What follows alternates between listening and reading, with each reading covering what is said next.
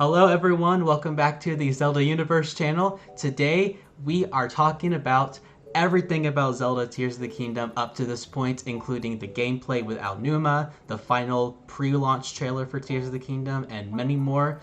I brought all our Zelda YouTuber friends back here on the channel, and let's have them introduce themselves. Hello everybody, I'm Dr. Wily. I make Mario, but also Zelda videos. It's kind of only those two, like the best of Nintendo.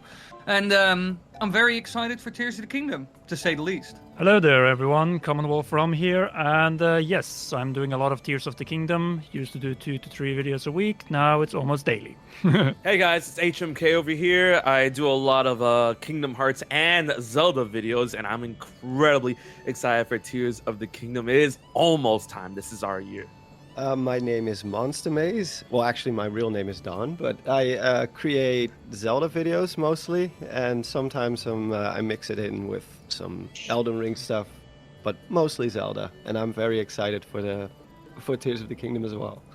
Hello, I'm Nintendo Black Crisis. I make videos mostly on Zelda. A lot of that is theories. Sometimes I branch out to other things like Mario Kart or some Paper Mario videos, but mostly is Zelda, and I'm super excited because we're very close to Tears of the Kingdom's launch, and I can't wait for all the content that everyone here is going to be making. Absolutely. We're going to do a quick overview of everything that we have got up to this point, which we had the whole Link statue at PAX East, which a bunch of us were there for that. We got the little Link pin. That was the first wave of like, Tears of the Kingdom is here. And then after PAX East ended, hey, come hang out with Aonuma and have him watch him play the game. And then after that, the final pre-launch trailer, which blew up the internet. Don't get me started, Alex, on that, because I was literally stranded for the next full week. I know. Luckily, at Austin John's place, so I was able to still make content. But I literally arrived to his place and crashed the bed and wake up. The first thing I see is like first gameplay of this game, and I was just like, oh my god. But on the other side, I was glad, okay, at least I'm in a place for the next couple of days, so I'll be able to manage. But everything after that has just been hit after hit after hit. Yeah, we had a little break at Easter, but that was it. Yeah. Let's just go down the topics of what we're going to talk about today, guys. So I guess just a quick tap on this one. Anyone here getting the Zelda OLED, the Pro Controller, the Switch case? I'm getting all of those. Yes, it was annoying for Canada because, like, the moment that the trailer dropped, you know, I saw all these sites on the US, you know, pre-order available, and I sat there, I'm like, I'm not making my gameplay demonstration analysis until I get the pre-order. It took like 24 hours for Canada to start getting it. So and the first one that dropped, I was like, the whole time I didn't want to do anything because I was worried I'd miss it. And then of course, when I'm making pancakes, Walmart gets the pre-orders, and I missed it. It was gone super quick for some reason, but it was up shortly after. And honestly, it's been pretty easy to get the OLED Switch. The hard one for me was the collector's edition, because I'd been trying to get that for a while. Yeah, that's still gone, bro. Yeah, well, there was a site or a Twitter account that actually did post updates for like Canada related stuff. So I'm happy to say that I finally managed to secure the collector's edition. So I have the OLED Nice. Pro Controller and collector's edition. So I'm set. Awesome.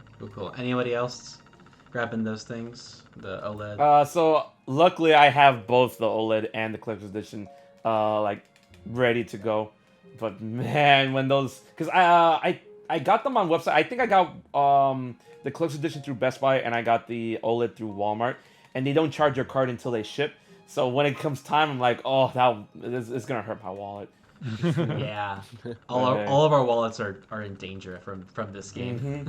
Let's just go ahead and talk about the gameplay with Aonuma, which honestly that was a lot of fun to watch. I was already sold with the game, but watching him play it, I was just like, I'm excited. I want the game right now. I know everyone was so excited with the Zonai reference to one of the materials that dropped. Oh yeah. Zonai! Zonai! You know, starting someone here. I like how they just like lightly just mention that, or not mention, but just show that, oh yeah, weapon durability's back, whatever. But Zonai though, Zonai. That was really cool. I love how you could tell like who was really the people who either were the hardcore fans or the ones that watch all the Zelda videos. The difference between them freaking out over the Zonai, and then you just see some other people. They're like, oh, yeah, because they don't know the significance of it. They're just like, oh yeah, you picked up some items. Oh, cool. Yeah, but are you what? But yeah, so like the biggest thing from that gameplay video with Aonuma was Link's new abilities: Recall, Fuse, Ultra Hand, and Ascend. Which honestly, awesome. I love them all. Recall's really cool. The Fuse thing was like, what? We can just fuse things together and then they don't break? Oh my god! Yeah. What the heck? I think that's really fun. I think it's gonna be a great feature, and there's gonna be so many combinations. I've already seen a couple from the commercials and the trailer, which, oh boy, that's gonna be a fun guide to put together. But how about you guys? How about you guys? Man. You're gonna have like a million different things you can do with it, and I'm really excited because I'm one of those people that doesn't like. I don't like linear games, and I like to just kind of run around like a maniac and do whatever. And now I can just grab everything around me and then fuse it together to basically accomplish anything in the game. And for a long time I already thought that Breath of the Wild would have that before that game officially came out, and we only saw like some preview stuff because they alluded to it, but now they are finally incorporating that actually into the game. And by the looks of it, any description of an item like is fitting when you combine it with a certain weapon, like the ruby that you see in the newest trailer, except for like the TV commercial then, where you see him combine arrows with rubies, and then you have like some sort of fire arrows, stuff like that. I'm really excited for it. I even made a little video about it, like about how you could like use beehives, and then you could create some sort of bee trap, and the Octo Rock balloons, which could be a lot of fun, either defensive or offensive. So I'm gonna have a lot of fun with that. Yeah. There's so many different items like in Breath of the Wild, and for a lot of people, including me, you just have that like hoarding mentality, especially when you're playing for the first time, because like, oh, I could use it now, but what if I'm gonna need it later? Yeah. So, because you don't know. So the fact that they're actually making use of these items, which will have special traits, is really cool. It's funny because not too long ago I was talking about Austin John on the Fifth Dimension, and I was telling him like, yo, you and Zelda Universe, you are gonna have so much to work with when it comes to like putting together a spreadsheet of like every possibility, connection, and like value when it comes to like their strength, their health, everything. I'm like, yo, the strategy guide is going to be insane. It's gonna be an encyclopedia-sized book.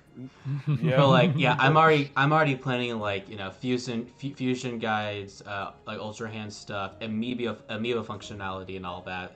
And if they even like have any use up beyond like, having like unique weapons or whatnot, which we don't know yet. I hope they have weapons. The paraglider stuff for the amiibo, I guess is cute, but I want the weapons again. But yeah. I'm pretty sure they're gonna have weapons because if I recall correctly, in the description on the site it says that you get weapons from it. Weapons, will they be materials, specific weapons? Mm-hmm. We don't know, so I hope so. Yeah, for sure. Yeah. Let's see. Yeah, an Ultra Hand I think is really interesting. I'm just curious if it's like a situation like you can only fuse things in the area that are near you, because I mean, who knows? Nah, it looks pretty limited to me. I know, but like, I just feel like in that gameplay footage with Aonuma, like all those pieces were together, just together in the same area. It's so convenient. So I'm like, is it going to be like a thing that you can just do for a certain area, or like, can you like, I'm just like, I want to see more. I want to see more because like there's more crafting like mechanical objects and vehicles that we've seen, and I want to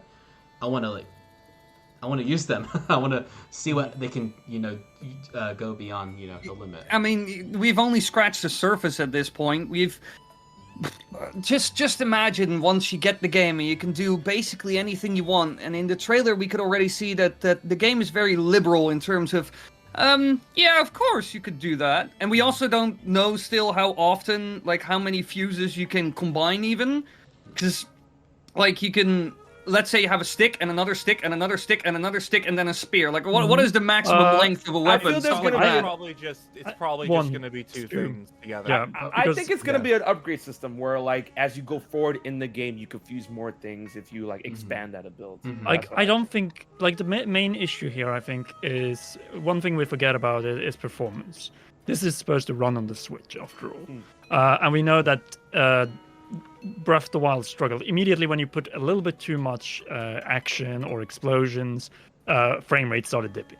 So I have a feeling that there's going to be a quite sharp limitation. When Yeah, it comes but to this. you gotta remember, like, Breath of the Wild was A, partially still made for Wii U, and B, like, the software was incredibly new. Like, they've now... The Nintendo Switch is not powerful, I 100% agree. I'm a disagree. Steam Deck I boy disagree. nowadays. I disagree. But, I disagree. like, the Switch could do a lot more nowadays. I mean, Pikmin, the new Pikmin game looks fantastic and also runs on the Switch, which I found incredibly surprising.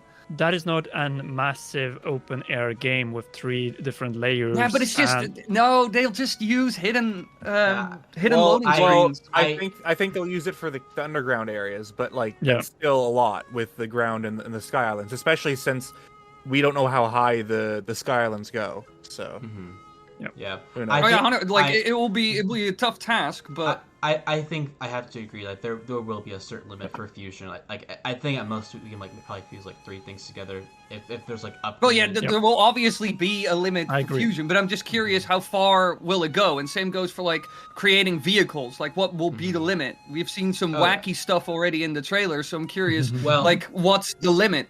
Well, I think we know for sure that they run on battery energy, which we've seen from some of the footage. So yeah, they will have a limit to some degree, but who's to say that we can like enhance that limitation at some point? Which I just want to like build a car and just like run over Ganondorf with it. man. Watch out, Ganondorf!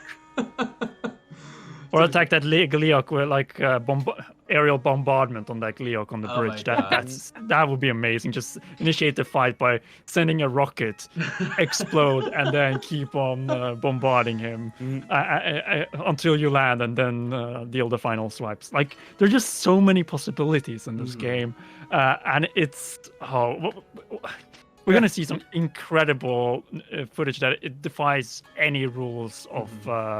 Our own world, and that's what video games are for. It's gonna be the next reset. It's fun. It's gonna be the next reset. Yeah. Breath of the Wild changed everything, and then Tears of the Kingdom is gonna come and reset everything again. Yep. Well, I mean, with Breath of the Wild, you already saw, like, when the game was out, and even nowadays, I still see clips of Breath of the Wild, of people doing stuff in Breath of the Wild, where it's like, what? You can do that? What? So, and Tears of the Kingdom is going to take it, like, 100 miles further than that, because it's like, the world is your playground, literally everything, so it's gonna be crazy. Just rip and destroy everything and, like, rebuild it. Yeah. Thoughts on the Ascend ability? I think it's kind of cool, you know?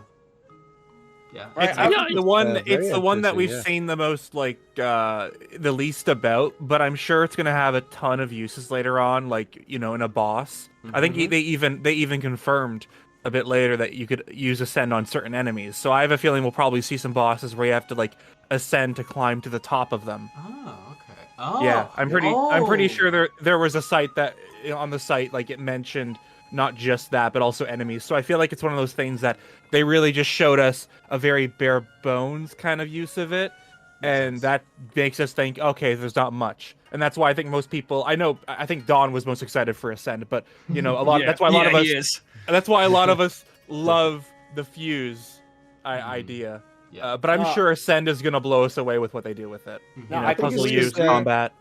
I think it's just interesting because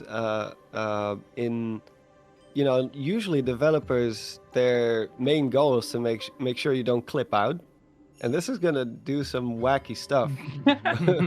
Like you're gonna be able to move through so many things, and I'm just very curious to see how far people will be able to take that as well. Like, well, I was actually, now that I think of it, like, you made, like, Dawn, Monster Maze, you made a video on the whole Ascend thing, and I also, remember that you made a water temple video, and if you think about it, if you just take the water temple, remove the water element, and just add ascend, that dungeon already works like perfectly with it in many ways. So you could create some sort of dungeon that has, it's gonna be, the only problem for Nintendo is gonna be whether it's you don't want it to be incredibly confusing, of course, and that you just lose your way quite easily. But you could create a dungeon with all kinds of layering, or even some sort of maze with like kind of like boxes. And it's like up, no, that doesn't work. That way, that way, that way, that way. Like you could create all kinds of crazy stuff for dungeons with it. For sure. And it will also create a very interesting relationship between the underground and the surface, because I think even in the patents they gave like an example where there's like a building which is locked from the outside and you cannot get in. But if you go into a cave that's below it, you might be able to move through the ceiling and into that structure, and then suddenly you're there. So it's gonna make you think more about the like where things are in the world and where the caves are located below, because I think people have already started mapping out where certain caves are, where they are. In the recently released commercial, they've using the XYZ coordinates, they've been able to pinpoint that it's like somewhere in central Hyrule, I think.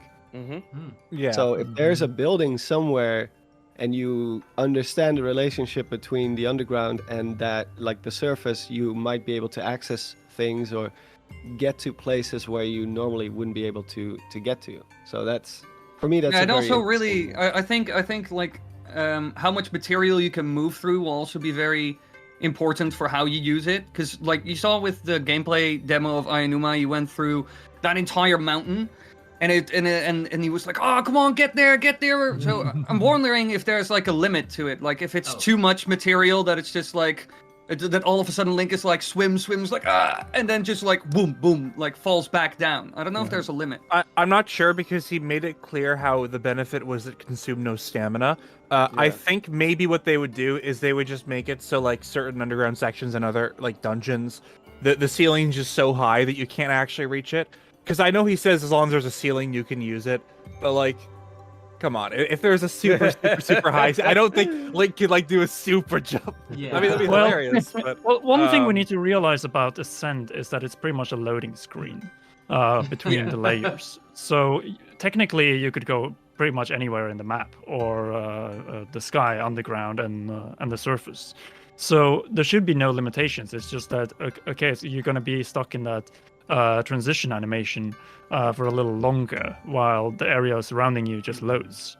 So I think it might be something that they made for that specific reason. That's why you have that transition. So you can go from deep, and I mean really deep on the ground to 500 steps up to the surface in, 10-15 seconds.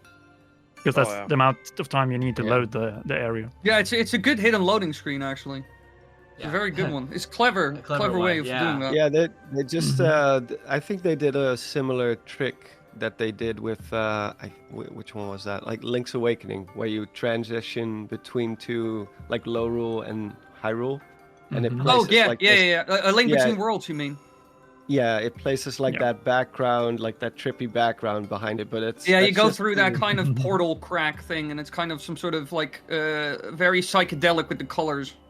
Well, it even weird. like when you go through it, it even does like freeze for a bit, telling you like, yeah, this is loading something. Well, we should maybe talk about the fact that enemies can also fuse probably weapons. That's because right. we've seen soldier constructs in the sky use fused weapons. So the question is, can they fuse them or are they already fused? That's the big question here. Right. I assume it's already fused. Yeah.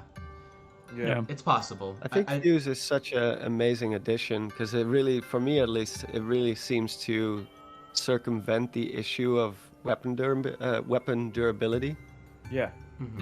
Because you can just keep gluing things together and it'll increase the durability. And for me, it's fun to keep trying new things. So in this case, the durability will actually benefit you because Yeah. You're always going to be searching for something to glue to something, and then be like, oh, I wonder what this combination will do, and then there you go. Yeah. Yeah, and the idea is not even that far-fetched, because in Breath of the Wild you already had where you were running around picking up random weapons, but now it's just random stuff. Like anything can become your weapon, you know? It's a bit of a John Wick thing. It's like a spoon, yes, of course. A fork, yes, of course. A chair, sure. Like anything goes. MacGyver. It's gonna be MacGyver. Yeah, a I'm telling MacGyver thing. That's even better. Boulder? I can lift that up, no problem. No problem. I'll glue it to my shield. Or a very long stick. Yeah, that's Physics exactly be damned. That's what Aonuma did in that presentation. It's That's- great. Yeah, I know. Amazing. It would be hilarious if you could like fuse one of those explosives. Oh You yeah, just we jab it forgot at about me, one thing. boom. Yeah. Be funny. I think we forgot about one thing, and that's the minecarts that we have. They were also shown back in the commercial yesterday that there will be minecart puzzles in probably the starting area. Yeah. Yeah. Well, there's all those Almost rails, falls. so yeah, it's not They fall.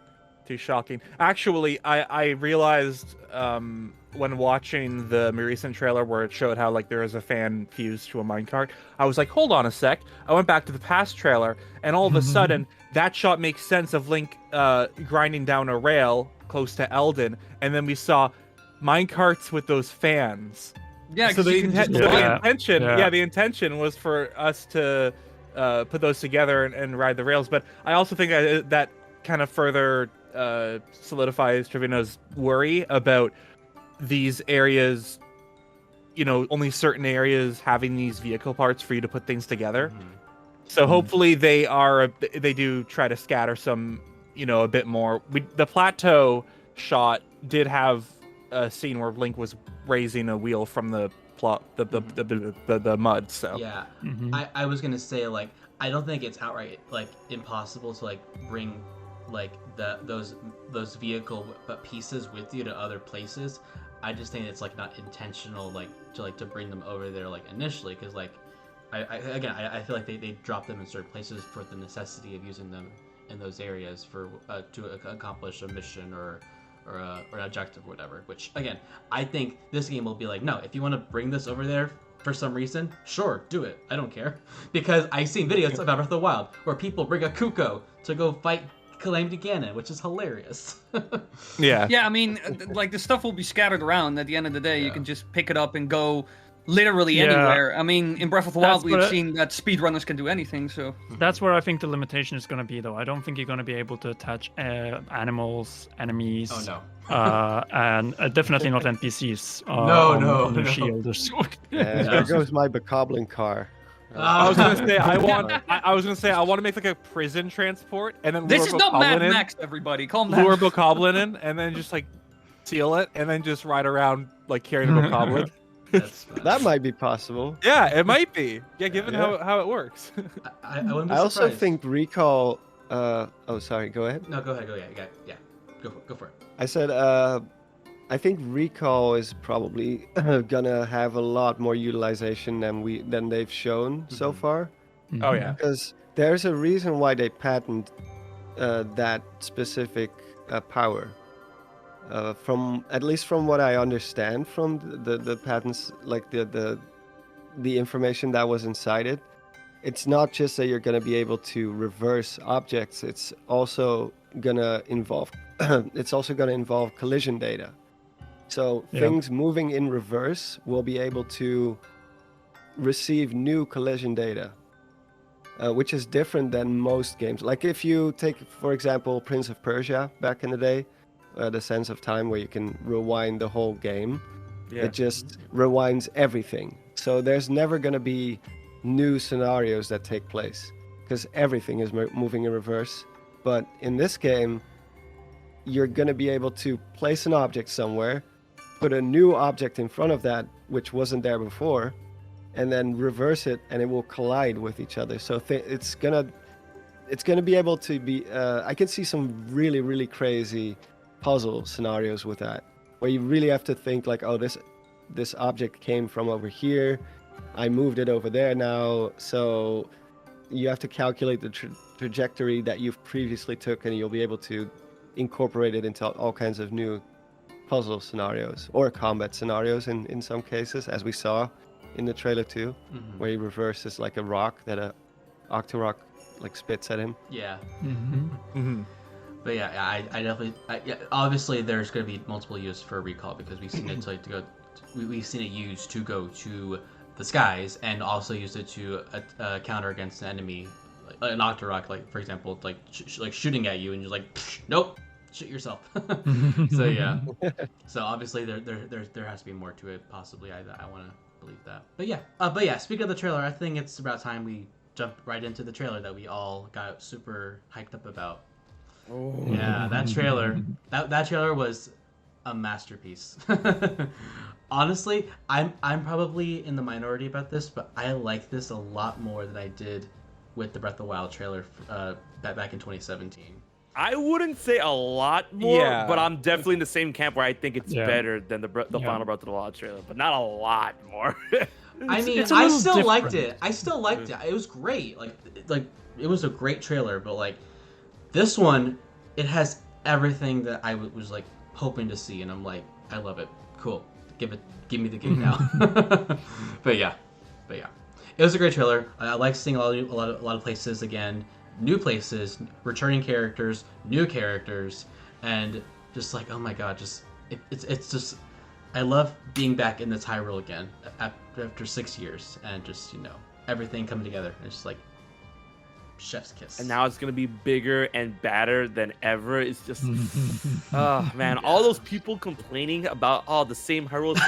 I'm like, listen, DLC. Like, I feel it was so misconstrued when they confirmed that it's gonna be taking place in the same Hyrule. A lot of people went in that with the idea that it was gonna be the one-to-one same map, and I never thought that for a second. It's just that we're returning to the same Hyrule, like returning to the same place, but the place is going to be changed beyond like recognition. And now that we're in 17 days until release, you can see that's obvious, right? We got the entirety of the Sky Islands, we have the underground, we have the it's almost like unrecognizable with everything that's going on with the surface, with all of the pools of malice that we still have no idea what's going on with that, right? We have Death Mountain like spewing out malice. We have the giant storm that's happening over Hyrule region.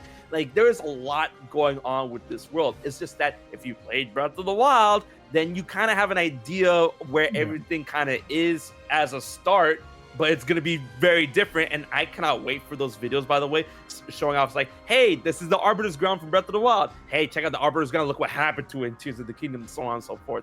Those comparison videos are going to go dummy. Heck yeah. I just don't understand, because if it was like a company that didn't have as good of a, I don't know if the word's like reputation or consistency, because like this is the Zelda track record. Yeah, this is a Zelda team. They haven't really made a bad Zelda game. They all have, they're at least good games. So it's I think it's fair to have some worries about it, but to assume that it's just going to be the exact same and they don't care about how different Hyrule is. The claims for that are just 100% crazy. Yeah. Especially, like, I've seen in the past, people get excited for, like No Man's Sky, for example. New studio, gigantically bold claims, and everybody's going to be like, yes, this is going to be amazing. No, if you say this is bad, then no, this is going to be amazing, flawless, perfect. It will be an infinite world, and it will never get boring. And they expect that from an indie company, and everybody just kind of goes with it, and then like Nintendo comes around the corner with Tears of the Kingdom. It's like, all right, we'll be reusing the same map but adding new stuff to it. And it's like, all right, yeah, this game's gonna be garbage. It's lost. Yeah, 2 out of 10. What is like, or even with like God of War, that's not exactly the same world, but Ragnarok is still the same engine, like and assets and characters and still a lot of reused stuff. And with Ragnarok, everybody was like, I'm super excited for Ragnarok. This is gonna be epic. And then Tears of the Kingdom was like, yeah, no, this is not garbage. It was so weird, the thought process. I think one thing that... Sorry, go for it. Go. I think one thing that Tears of the Kingdom proved with the final trailer is that reusing the same landscapes means that you have more time to add stuff. and then more stuff. And when you think you have enough stuff, you chuck in even more. And that's how I feel like this game will be pretty much remembered. It's a game where you pretty much have the same template, but then go ham. Literally go ham, because I don't think they will have the opportunity to do that again with the Zelda after Tears of the Kingdom. So they decided, okay, we're reusing this world, let's make it count. That's how you do it when you reuse the same map of Hyrule for the first time ever in the 3D history, 25 years of 3D Zelda. Well, I mean, even with Majora's Mask, they just reused the assets, but still with that game, even though it was reused assets in just a year, they went sicko mode with that game, you know? So... Yeah, but that was a new map. It was a new land. Yeah, Yeah, but it was still all the items, basically almost all the items and assets were reused. Well, yeah. There was very little new stuff, but like compared to the- Tears of the Kingdom especially. I think the biggest difference is that with like going from Ocarina of Time to Majora's Mask, the scope went smaller. So they went down. They downscaled it because, or else it would have been impossible to do in a year, of course. And in general, sequels in this series, like direct sequels, are pretty like few and far between. Like Zelda 2 is technically a sequel, but it does feature kind of the same Hyrule, like at the very bottom of the map. Like you can see like an area that looks like the original Zelda 1 map, but you don't really explore it in the same way. It's more like a reference almost. And I think the closest we ever came was A Link Between Worlds, but even that one, it still felt a little bit more like a remake. There was enough of a difference where it was just, it's the same Hyrule, but it's like 100 years later now, and it looks completely like not everything is in the same place anymore. There's different people walking around now. So with Tears of the Kingdom, it's going to be a very unique opportunity to go back to the exact same world and see all the little differences, meet the same characters, see what they're up to now. Just that one guy that you met in a village somewhere is gonna be like, well, I wonder what he's doing now. Like, is he still alive? I think the best comparison to this that you bring up now, Donnie, is how we jump to the future in Breath of the Wild. No, not Breath of the Wild, Ocarina of Time, 25 years ago, where all of a sudden some people were bald over those 7 years. Others were, of course, dead because of what the Ganondorf did, while others had moved to Kakariko village. And I think that is going to be the most exciting thing, to see where people are. Yeah. Well, one of them. In a bigger scope, too. So it's... Yeah, you get a bit of world development with it. Like, how the world... a good way to describe it, I guess, is like the world feels more dynamic. Like, you see how certain characters got further, how, that structure was under construction. But for example, one good example that I'm curious about what happened to it, Hateno village, Link's house there. What is it still there? Is it bigger? Is it dilapidated? Did somebody else buy it from him? What happened? Or even Hateno village in general. Tarrytown. Or Tarrytown. That's another good example. That one has had probably at least a couple of years, by the looks of the trailer, to flourish. You know. Yeah. So I'm pretty sure in the in some of the gameplay stuff you can get a good look at it, but it would be really cool if a place like Lon Lon Ranch, it actually like was built back up to be a farm or something. That would be pretty neat. It does make me wonder though, how the Tears of the Kingdom is going to make Breath of the Wild age. Are people going to want to go back and play it? Because it is, because like Breath of the Wild is a good game, but when they add so much in Tears of the Kingdom, it is kind of I can get why some people are worried. Like, oh man, I don't want to go back and play Breath of the Wild because Tears of the Kingdom just has more to it. Right. Well, even now, to an extent, I don't want to go back to Breath of the Wild because like Breath of the Wild did a lot of good stuff for the industry and kind of set new standards, especially for discovering stuff like towers, which Ubisoft was horrible at, and then Nintendo came around the corner and was like, this is how you do it. Or even like going straight to the boss, like so open world that you can literally finish the game as soon as you get off the Great Plateau. Stuff like that. But like compared to what they'll most likely show off with Tears of the Kingdom, which is just, alright, we've slaved away in the mines for 6 years on Breath of the Wild, and now we slaved another 6 years! Like, it's such a fat sandwich, you know? It's gonna be nuts. Yeah, for sure. I'm actually playing or replaying Breath of the Wild on my Switch file because I played the game entirely on the Wii U back in the day because I had a Wii U at the time, didn't have a Switch. Same.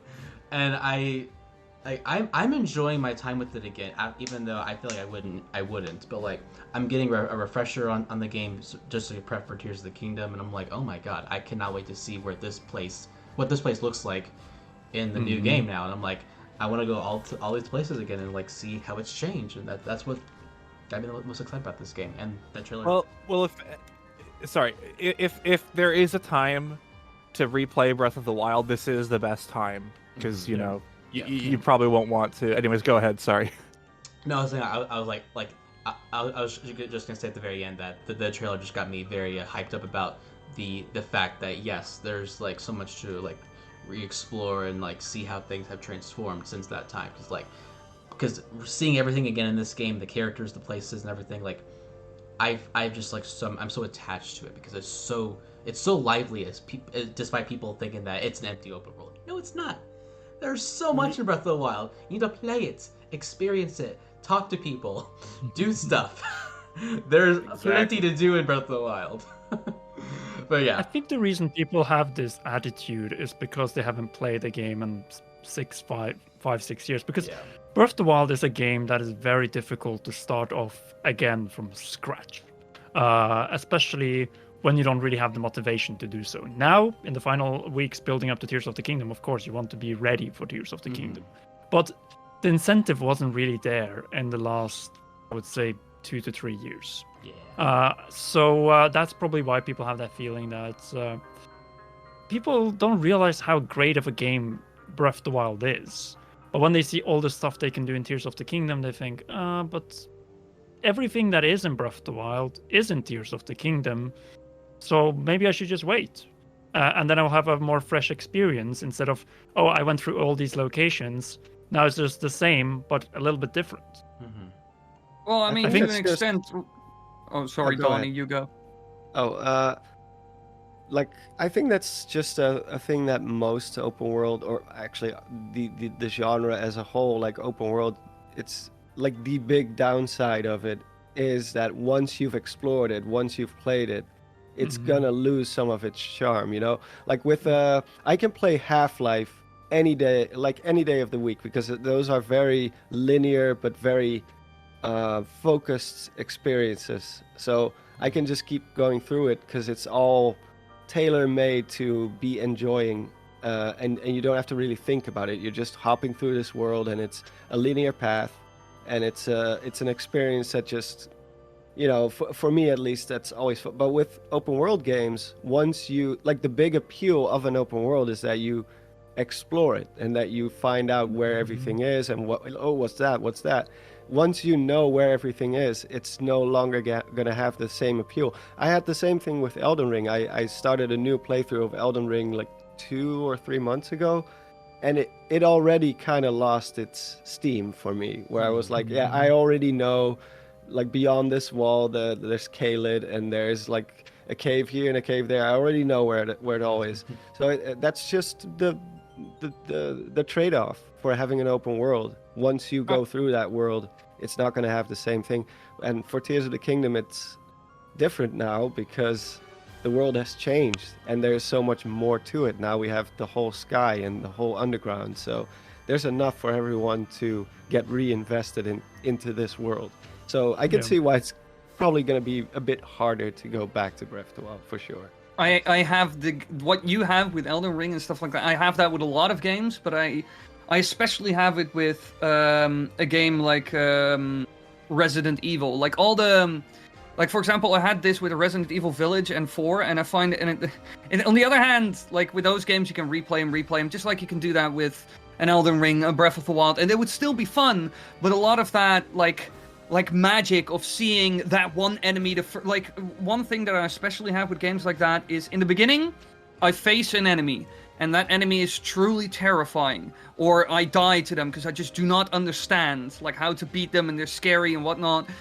For example, I had that with Resident Evil a lot. Like in the beginning, it's scary, and then the second time around, it isn't because I know exactly what your weak points are. I know where I can find you. I know how I can kill you quite easily, etc., etc. So it's still fun to kind of run through it and do a lot of stuff. But the magic, the surprise, the skill, and the fun of figuring things out, and the first time you see a Lionel and you're scared, and then now if I see a Lionel, it's like, yeah, so what? A Lionel, who cares? You know, like, so it, like, I'll just kill it, like, you know. And I have the same thing with Resident Evil. Like, certain enemies in the beginning, I'm like, I am terrified of you, and then the second time around, I'm like, all right, this is easy. I know all your patterns. Yeah, you start to understand their AI and stuff like that. Yeah, it just, and also the secrets and like items and like with Breath of the Wild, for example, when you find certain items.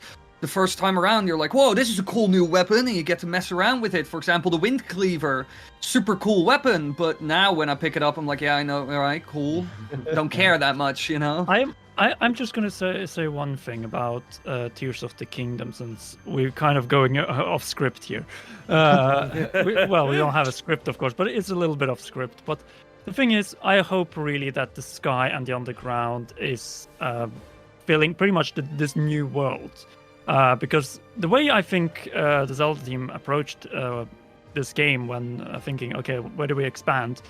They realized, okay, we're going to mess up our physics engine if we start expanding on the horizon, horizontal, the map that is already there. Mm-hmm. So let's go up to the sky, let's go underground. And I have a feeling that what they tried to do was just fill out an equal amount of land combined. When you combine the sky islands and the underground together, so that you have pretty much a new surface at the end of the day, plus all the changes that are on the surface. And that way people will not think that, they, of course, all awesome gameplay mechanics, but it's still the same world.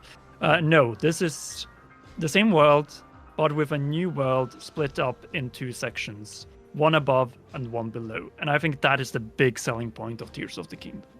For sure. Mm-hmm. For sure. I mean, if you have a world that big, that does seem like the best solution to at least start. Like, let's, add another layer above. Let's add another layer below, and then after that, maybe let's think about how we can tie these into the surface. Yeah. You have those Tari-like things falling from the Sky Islands down to the surface. Okay, let's make that affect the surface somehow. So maybe that poisons the waters. How about we have these, giant holes surrounded by malice?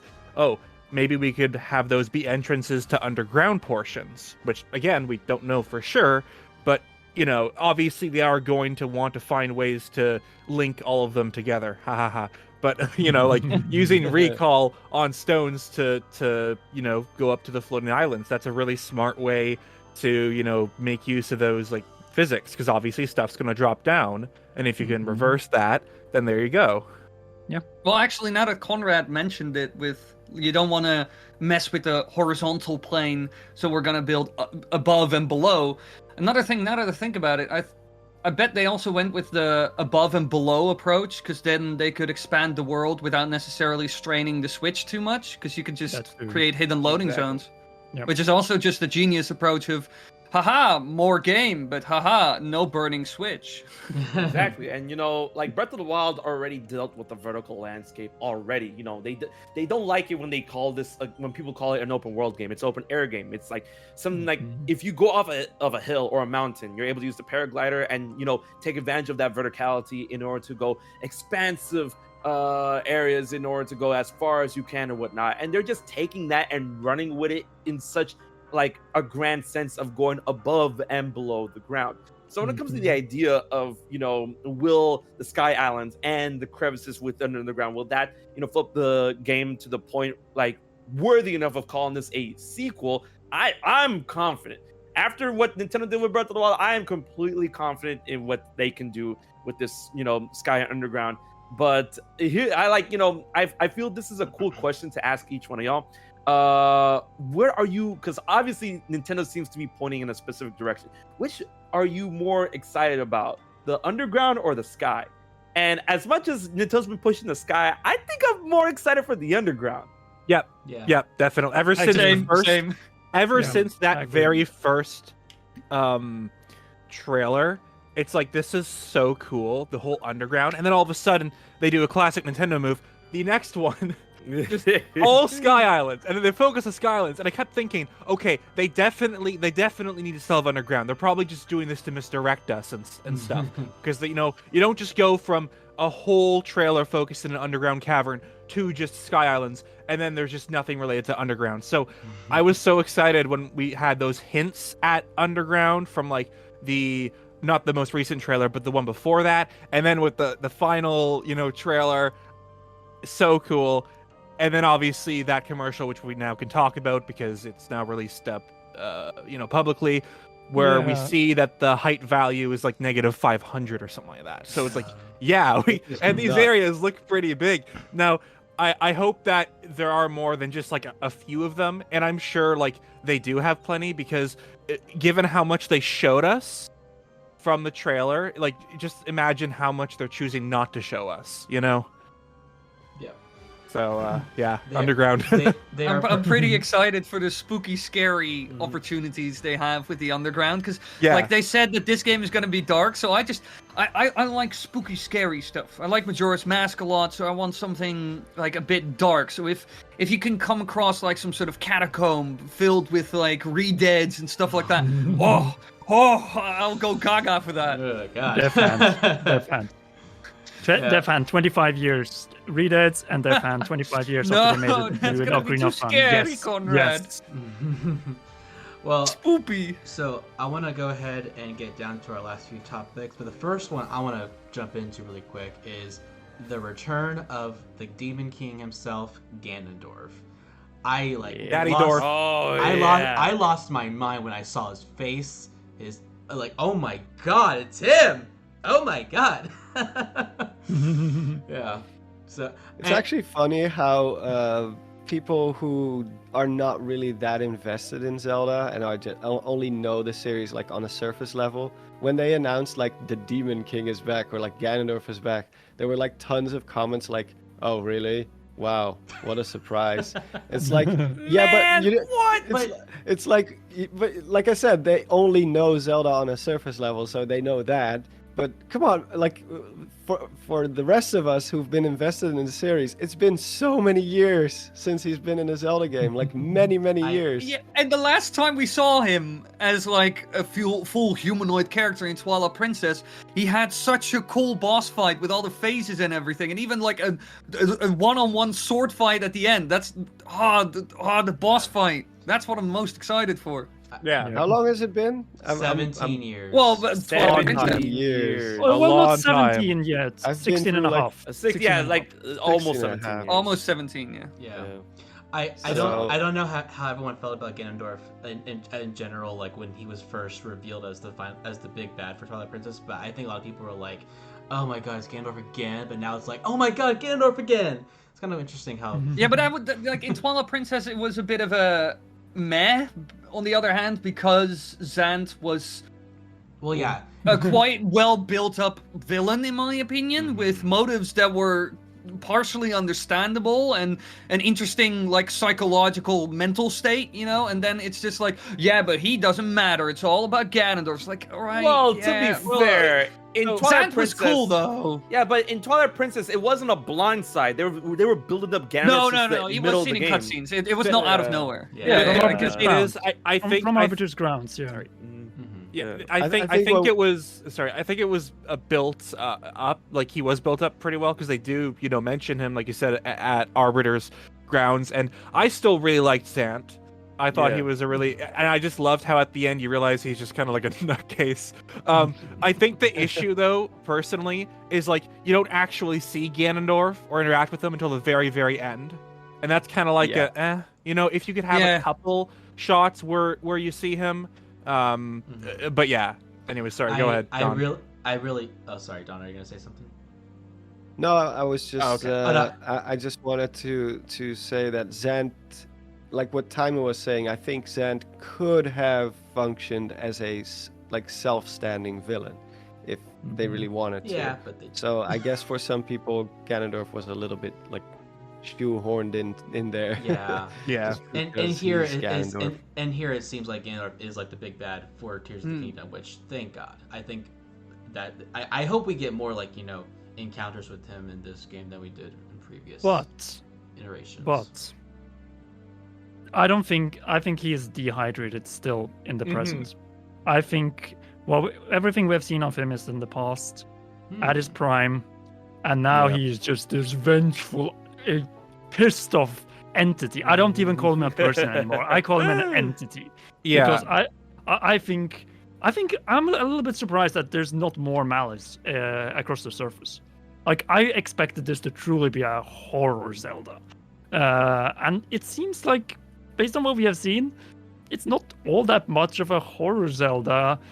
When you think of this guy being stuck there for tens of thousands of years and building up malice, unleashing these calamities, you can imagine how much hatred is stuck in him. Well, I think most... you have that section in the trailer where he goes basically like Super Saiyan mode and just shoots like malice up in the sky, and the entire sky falls apart like it's a screen from like the Truman Show, like those lights that fall down. Like, I think most of the malice will be probably in underground portions, especially when you think like, oh, you know, Death Mountain is erupting with malice. Where's that malice coming from? Underground. Oh, Hyrule Castle, it's surrounded by tons of malice. Where's that malice coming from? Underground. Where was Ganondorf sealed? Underground. And also, I definitely agree that we're probably going to see, like, President Ganondorf is just going to be like the mummified version, and I think some people might be a bit disappointed about that. Because... Let me send you a concept, actually, because okay.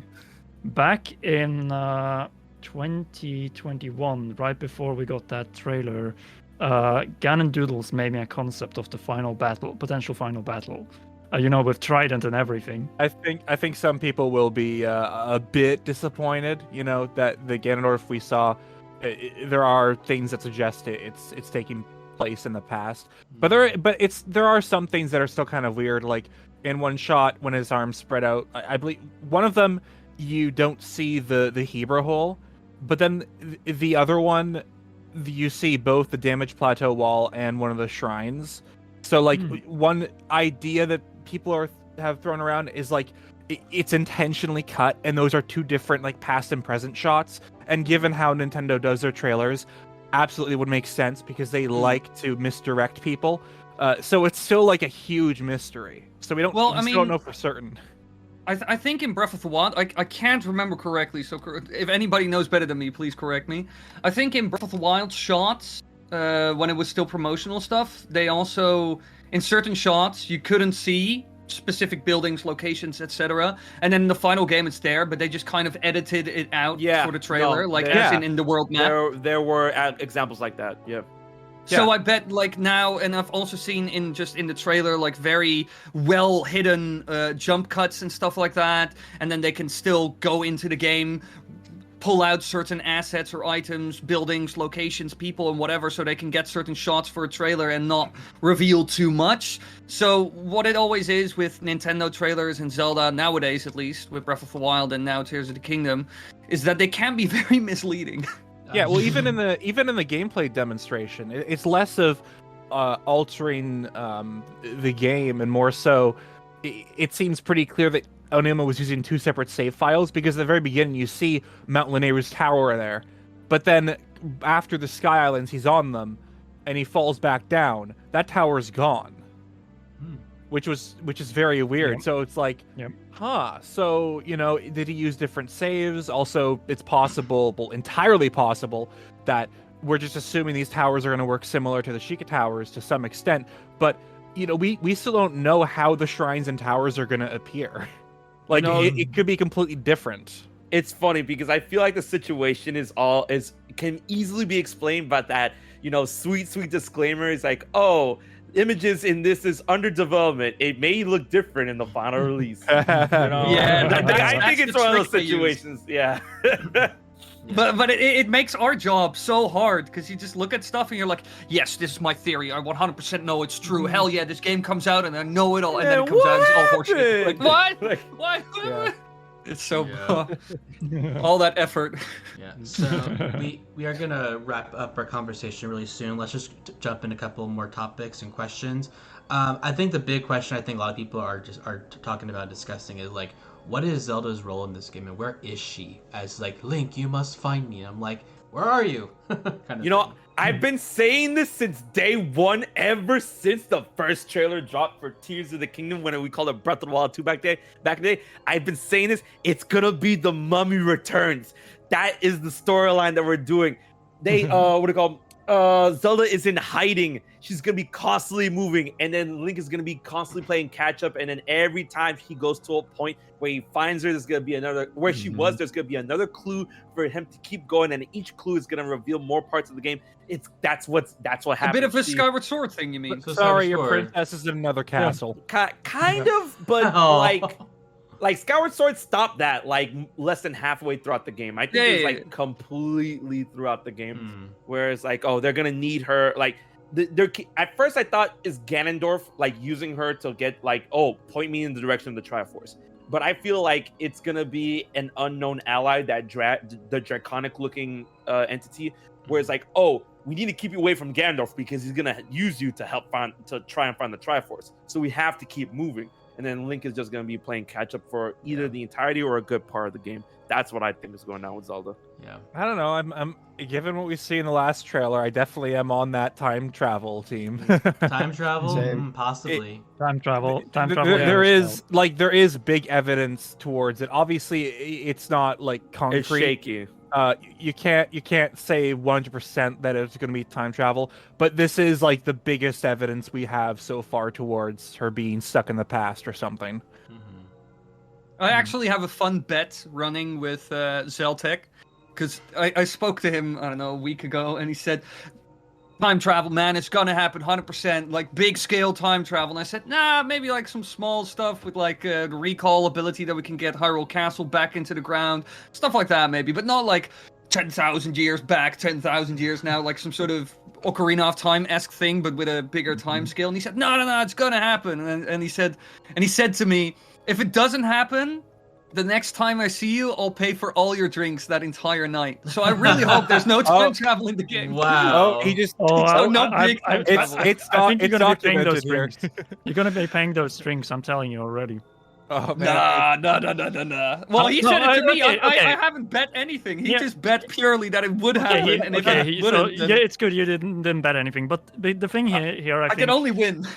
one reason I think they split up Zelda and Link between two different points of time is that way you can pretty much have that whole concept with they're not going to collide in the same location. So you can provide unique gameplay experiences based on where they are. The question is, if Zelda is in the past, I only see the possibility of linear sections because I don't think they have done the entire open air, 50,000 years ago or whatever the time is when she's been transported to all the way through. I think it's either going to be just cutscenes or some shorter linear sections that A they bit have like recreated. Ciri from The Witcher 3, you mean? Yeah, I think something like that. But then again, you were following the footsteps of Ciri in the same time and space. This is tens of thousands of years before. Like Zelda is probably in a time where we have a blend of like Maya, Inca, and maybe even Roman and ancient Greek architecture and attire. Just look at Link's tunic; it's pretty much an old ancient Greek toga. So I think that what we're going to see in the past is truly going to be mind-blowing from a historical architecture perspective as well. Nah, bro. The reason they had to put her in the past was because they knew that us Zelda fans would dox the locations in like a couple days.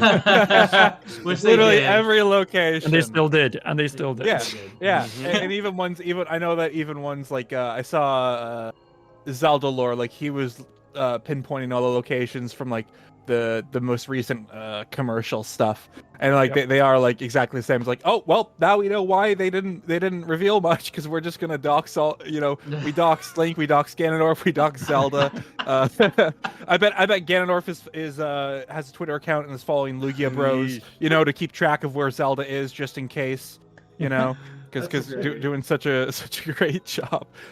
I think like with the time travel though, assuming that it will be much more of like a story thing with how they use time travel. I think before that, the thing that people were using as like the most solid evidence was gameplay perspective stuff, like how Link was in 2 separate outfits, and that was suggesting time travel from more of a gameplay perspective. And I'm not saying we won't have time travel bits in Tears of the Kingdom. We probably would have little bits, maybe like the shrines that Link enters. They have portals to take him to different realms with puzzles, or maybe a little like ancient past thing. Scene. Yeah, the Hyrule Castle scene as well. Yeah, so or that has to do with the recall ability. But I think in Tears of the Kingdom, if they do have the time travel, it's more so just like cutscene related. Yeah, and it won't not much of a gameplay thing. But again, Nintendo, they love showing things to completely mislead us. Yeah. So, well, it could also, when it comes to the time travel, this is again something I discussed with Zeltic, which I do see happening when it comes to time travel, kind of instanced time travel, just like you saw in Twilight Princess with the Temple of Time. So as in like recall ability, for example, in an area or something, or maybe some stuff with time shift stones, you see them mining some strange ore, so maybe. And that like a certain area that was important or relevant in the past that is now just in decay and fall and ruin, that it kind of goes back to how it was. And that you can kind of walk around, and just like basically the Temple of Time from Twilight Princess, that kind of concept. I do see that happening as well. That'd be pretty sick, for sure. I honestly do think. Oh, no, go ahead. I was just gonna say that I do believe the recall ability is gonna be used in a way to like either restore a moment in time rather than just bring objects to a previous point in time. But I feel like that's gonna wait for like a later part in the game. You're gonna have to upgrade it in order to like reverse time, kind of like the time stone, when like Thanos is doing it in Infinity War, where it's like, I'm bringing back Vision to a previous state in that area, not just moving him from one area to another area. I think it's gonna be like that. That's crazy. Speaking of tears, we haven't talked about the actual tears of the kingdom. Yeah, the tears. Yeah. And we're not gonna learn anything about them until the game releases. Yeah, but we know at least who's gonna wield them, which we got a very slight tease of in the final trailer. Yeah, we know at least 5 of them for sure, which because like 2 of them are missing in action. I think one of them is possibly owned by one of the new characters, but we don't know for sure. Mm-hmm. We know Riju, we know Sidon, Tolan, we know Zelda and Ganondorf. That's the 5. And then that the Draconic character had one on their hand, like when their hand was like on Zelda's shoulder, it was like a whitish yellow one. Mm-hmm.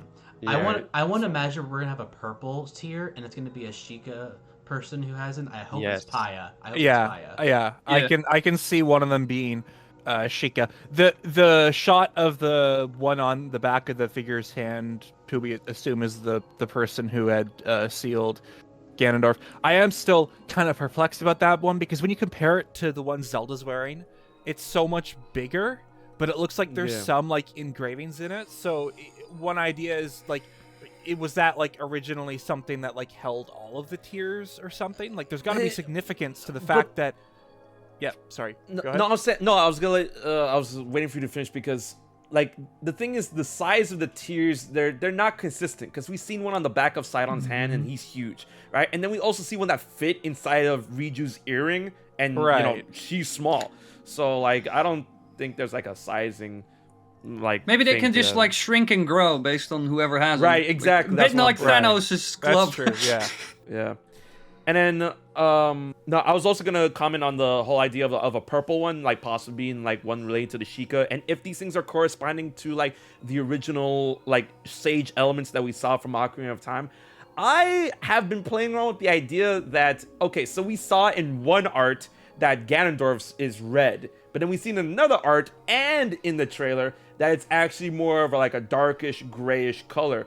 And I'm honestly thinking that, that tier that was supposed to go to the Sheikah for them to represent Shadow, I think Ganondorf's just like, nah, that's mine now, right? And, that would definitely be the element that goes in line with what he does. So I think, like he stole the Shadow one. Because we still don't know who the Goron representative is for their tier, and we don't even see a Nobo in the trailer. So it's like, is it even the one? We see a weapon, that's it. Yeah. Like, so it could be either him or just someone else entirely, which I guess we'll find out. But yeah, it has to be a Goron though. Come on, Goron's in the game. Yeah, I found it so weird that he wasn't in the trailer actually. If it is Unobo, there's a reason why he's not there. Either he had a major glow up, or if it's story related, or because we're just kind of assuming that he has a tier at that moment. Maybe it's because he actually doesn't have the tier. I also wonder if maybe, like, given the whole coloring of the tier different, being different between the Ganondorf art, the tier might also just act more as like a vessel that holds that power. So maybe the person who has the tier, like, the color might change depending on whatever, like, elemental, power they most strongly resonate with. Ganondorf his malice might have corrupted a tier that he had. I wonder if the murals, again, assuming that he's in the past, I wonder if the murals where we see those two figures, that long one is that new character, which I think is like an ancient Zelda. Maybe Ganondorf did, like, sacrifice her or something, and then he took that tier, and maybe that's the tier we see him transform with. Obviously, the further you get, the more speculative it gets. But we get a far shot of the Ganondorf reveal on the mural, and when you now compare that with the figure that's standing beside that princess that's hovering in the air, it's almost the exact same outfit. So it seems that the figure standing beside Zelda hovering over that malice is Ganondorf. Makes sense. Yeah. I just don't think we know yet for sure what the tiers are, what their role is in the game. Obviously I think they're going to give you like some power boost or ability that like the champion's ability from Breath of the Wild, but like I think their role is just to be like the stage medallions from Ocarina of Time. But maybe just like... Yeah, I was about to say, yeah. Yeah. They feel very much like the medallion, especially since the medallions were originally supposed to give you certain spells and powers, which is crap. Yeah. There was a beta thing from Ocarina of Time. Yeah, it's also into the spells, power spells. It's also possible that they only the tier with the recall that Zelda has, it's possible that is the only one that's going to have an ability attached to it, and that's just because we could consider it like the tier of time. So that's where the recall ability has. The rest of the ones may just be a pure story related, because something that's really odd that a lot of people have noticed is how for Link's abilities, recall is the only one that has like a rune-like symbol. All the other ones are like a hand, a sword, the whole ascend one. They're all completely separate from recall. So it might be that all the other ones, the runes associated with them, they're all just pure story things. It just so happens that the one that Zelda has is tied to an ability we can use because it's a tier of time. Yeah, it also makes sense when you think of it that it's the only ability that doesn't glow green when you activate it out of the powers that Link probably gains in the starting area. It gains gold. So it is clear that the importance of recall is understated. Like, people think, oh, we're just going to reverse stuff up to the sky. No, the implications here, it involves time. And when you deal with time in Zelda and time travel, it always has consequences. Always. Oh, yeah. We know that from history. And it might also tie into memories in some way, like memory-esque type of... Because I remember in Breath of the Wild, when you reach an area where there's a memory, like the prompt is recall. Yeah. Funny coincidence, yeah. Oh, yeah. I didn't even know that. That's a nice one. Interesting. I didn't even remember that until I saw Twitter, a video of it. I'm like, oh, what? It's like the prompt is recall. I think. Well, you could also have like locations where, for example, if they're gonna go down that memory route, or like instances where that's needed, they could maybe do even locations where it's just like, boom, and I do recall, and a kind of some sort of like time window opens, so you can just kind of peek in there. It's like, you could just kind of see that event play out, and then it just closes again. Yeah. Well, like that Hyrule also... Castle shot. For example, the Hyrule Castle shot, but also one thing that's quite interesting that was revealed in the new footage that came out after the trailer is that I think there's a lot of evidence that there is time travel involved and that Zelda is like in a different time. Not saying it's 100%, but There's a lot of stuff out there that like. yeah, points in Donnie, that we talked direction. about this. Yeah. Like, but we do see that Zelda has the broken Master Sword with her. So if she is indeed in the past, that would mean that the sword was also sent into the past. And we do have that footage from the delay announcement where he's like standing in front of like a yellow orb like thing that's just hovering there.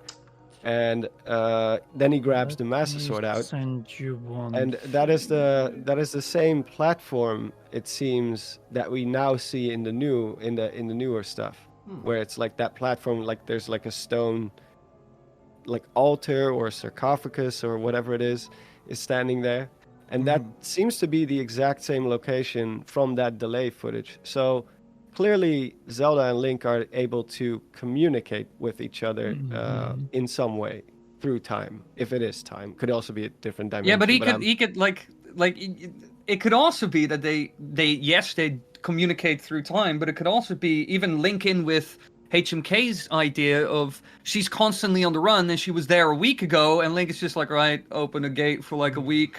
Hi Zelda, like that could also be it. Like it doesn't have to be I 10,000. disagree. I strongly disagree, and the reason is the time travel thing is very controversial. No, It's very like, yes or no. If you look at the whole Luigi the panning shots, we see that it is at a Great Plateau before the Sky Islands even went up. We see it on the altitude.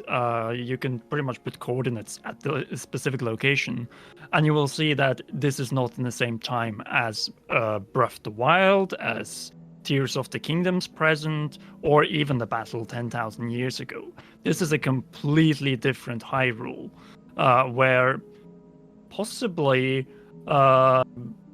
it's so hard to tell because they clearly try to hide as much as possible of information. But I'm 100% sure that Zelda is in the past, and I'm also, based on what the screenshot I just posted in the chat as well, it seems that Link is going to start with the Master Sword. We realize how useless it is, and that's why no one is going to have any issues with relinquishing it at the end of the tutorial. That's why I think we haven't seen this game until after finishing the Great Plateau. It's pretty much the opposite of the marketing of Breath of the Wild, where we didn't see much after gaining the paraglider prior to release, but a lot up to that point. Well, in this case, we haven't seen almost anything at the point where you don't have the paraglider yet, and where you most likely still hold the Master Sword, the broken Master Sword, which you're probably gonna do until you open those gates,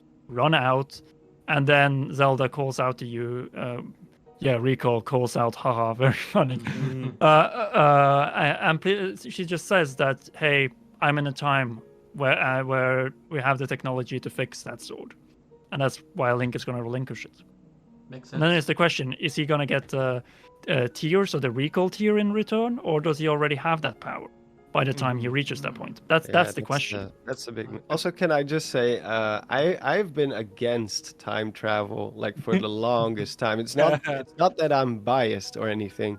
Like when the two Links theory started surfacing, where it's like these are two different Links because his hair's longer, or I was like, nah.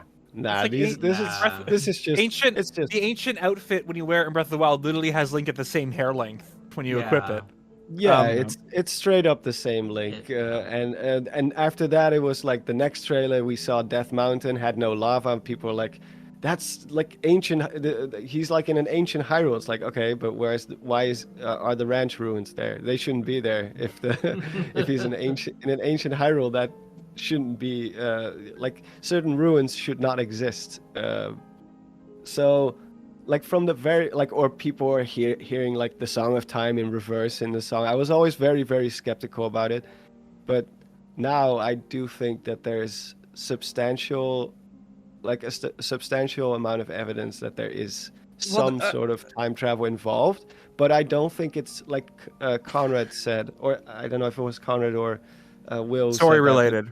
Right. Yeah, it's gonna be more story related. I don't see Link himself like jumping between these two time periods because only towards the end. to get Yeah, the monster plus the map is just way too big to show not only a sky and the surface and then the underground, and then you also have to have this like mirrored version of Hyrule where all kinds of like landmarks are suddenly completely different or gone. That's just gonna be too much to handle. So I do think it's gonna be more story, maybe memory related, mostly cutscenes. Maybe we'll have like linear sections that we get to play as Zelda. I hope so.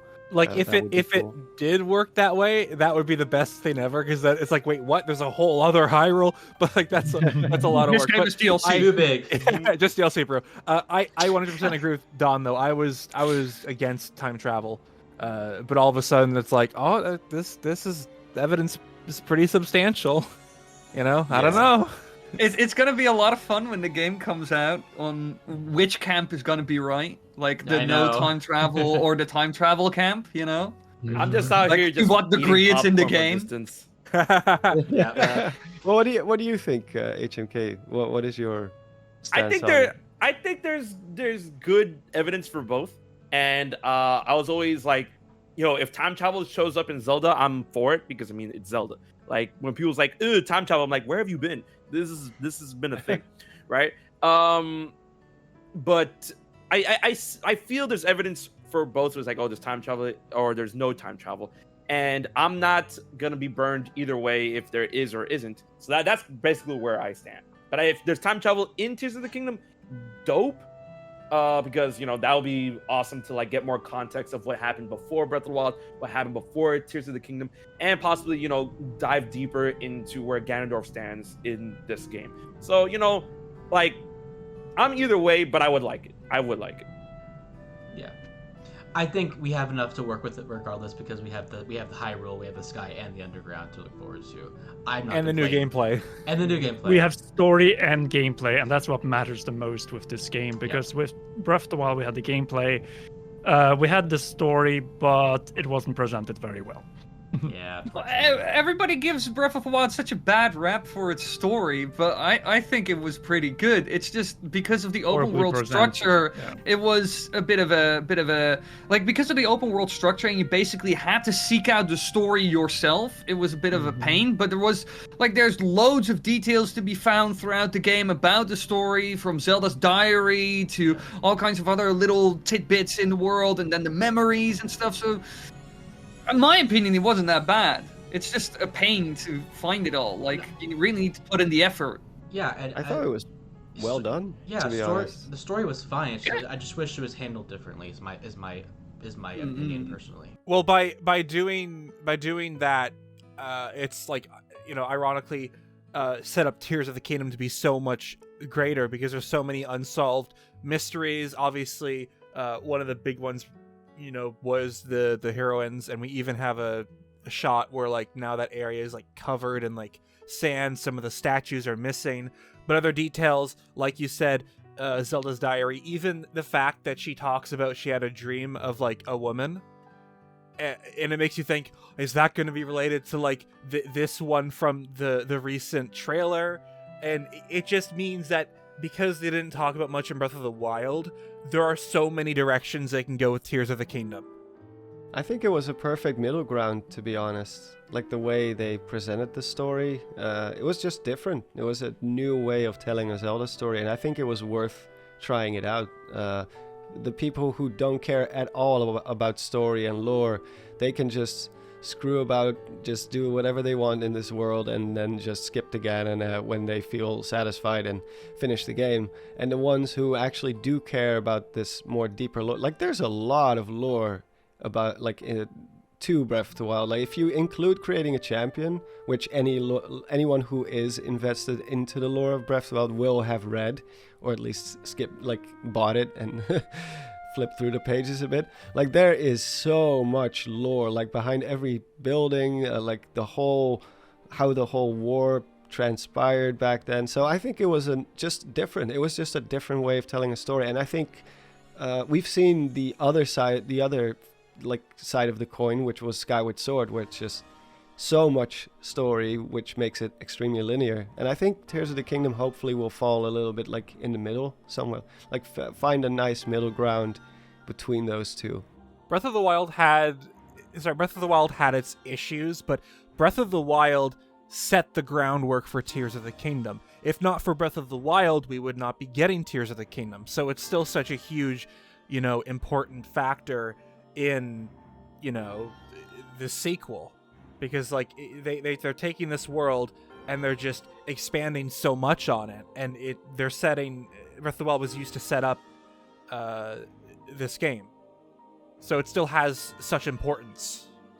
Oh yeah, and it was also like with Breath of the Wild, and that's 100% a thing you need to remember. With Breath of the Wild, Nintendo redefined a lot of stuff for the industry and really revolutionized open world game design in many ways. Games after that were just different, built different, literally, not just a meme. But the story, they also had to experiment, obviously, in order to execute the open world aspect incredibly well, because it was so, it was kind of even almost comically open world. It's like, oh yeah, you could just go to the final boss, like, haha, yeah, good joke. And it's like, no, this is serious. So they had to do the story in a completely new way as well. Like, it would also had to be highly experimental. And while they did a pretty good job at it, it wasn't necessarily the perfect landing like we saw with a lot of other things in the game. And so I think it kind of gets a lot of flack because it wasn't like the flawless landing, the perfect score, You can't always throw a 6. Sometimes you throw a 1. or like a 4 in this case. There's something very interesting that showed up to conclude here, because it seems like we might have actually heard already the new character, the past character, and it might be because of this discovery right here that was literally posted, 40 minutes ago, where it says that in the Japanese trailer, the voice of a woman says, "But you're not alone." You remember that from the trailer. The word she used for you is sonata, which is rarely used in modern Japanese and is considered old-fashioned. Yeah, that is. I just thought that was interesting. I thought that was Riju, but. But here's it seems to be a new discovery. Interesting. That's awesome. Because I definitely think the voice for the guy who's talking with Zelda in that one cutscene in the trailer, that's definitely like the new character, really had like the white, the draconian character. Yeah, like sometimes these trailers, they purposefully like match voices to scenes to make you think that, but it does seem like it's related to also what they're talking about. It does it's Richard. Yeah, but it can easily be misinterpreted just to make you believe that's what's happening because it happened in the Breath of the Wild trailer as well. But this is one thing we need to realize: the big Nintendo Switch presentation trailer for Breath of the Wild had that wasn't it voice of the king, which they placed on the Great Deku Tree. Yeah, it was. Yeah, so you're not alone. I think she might actually be talking to Zelda when mentioning that. Maybe, yeah. That could be possible. Because if she's in the past... pointing that you're not the only Zelda here, Oh, interesting. Here too. Well, guys, dualities. Yeah, well, guys, I would love to keep talking with y'all more, but we are running low on time for today. But before we go, though, I wanted to say thank you guys for watching. We're 2 weeks away by this point when the video comes out. We're almost there. It's almost time. Guys, thank you again for being here. Let us know where we can find y'all and what you're going to be doing on May 12th. Dr. Wiley? Dr. Wiley? On May 12th, well, I think I'll be streaming the game on day 1, just because I want to go through it all before I make videos, obviously. Before that time, I'm working on a collaboration with Zeltec about timeline stuff, because time travel! So that will be coming out. And I'm working on like a Super Mario movie video, so that's also coming out, hopefully this weekend. Awesome. Conrad? What I'm going to be doing is probably be on my couch bed and be on it all day until I pass out, wake up again, and then continue playing Tears of the Kingdom on the same couch bed until I crash again, and then repeat that cycle for a couple of days, I guess. Heck yeah. And where can we find you at? And then make videos, and probably make some videos in the Yeah, meanwhile. yeah. And then where can we find you at? You can find me on youtube.com/commonwealthrealm and on twitter.com/commonrealm. Awesome. HMK, what are your plans and where can we find you at? I'm planning on my mic was muted. I'm planning on playing the game and packing for Japan, so that's gonna be quite interesting. And I have a lot of things lined up for y'all when it comes to like the YouTube channel and Twitch streams. I'm currently in the middle of a marathon of like playing what I feel the 3 most important games going into Tears of the Kingdom, which is Ocarina of Time, Skyward Sword, and Breath of the Wild. And you can find me over on YouTube, Twitch, Twitter, Instagram, TikTok, all that good jazz under HM Killer. And it's gonna be good because like it's gonna be our year. This is gonna be grand. It's our year, for sure. It's our year, definitely. Monster Maze, Don, where can we find you at? What are you going to be doing on May 12th? Yeah, same thing as Conrad, probably. Just playing the game, passing out, playing the game, passing out, something like that. I'm definitely not going to stream the game during my first playthrough because I just don't like when people, like with single player games like these, I just want to be in the moment and I don't want people to watch me. For sure. But yeah, you can find me at Monster Maze on YouTube, and my Twitter handle is MonsterMazeYT. And I have no subjects. I'm not gonna make any promises when it comes to videos I'm working on because I'm just happy my last video finally got out, and I'm taking a break for a few days. I feel that. Worth it. Yeah. Worth it. Yeah. Awesome. And last but not least, NBC, where can we find you at, and what are you going to be doing on May 12th? You can find me at youtube.com/Nintendo Black Crisis, and for Twitter, twitter.com/Nintendo Black Sea.